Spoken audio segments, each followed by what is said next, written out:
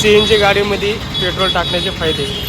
गाडी व्यवस्थित चालते आणि कमीत कमी 10 ते 5 किलोमीटर रोज गाडी चालवायची पेट्रोलवर, गाडी स्टार्टिंगला सुरू केल्यानंतर.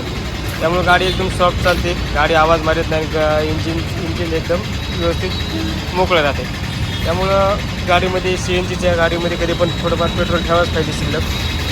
पेट्रोल टाकल्याने गाडी ॲव्हरेज पण चांगले देते आणि स्टार्टिंग करताना सकाळी कमीत कमी पेट्रोलवर गाडी चालू करायची कधी पण CNGची गाडी. त्यामुळं गाडीला त्रास होत नाही लई आणि गाडी लाईफ पण व्यवस्थित राहते गाडीची.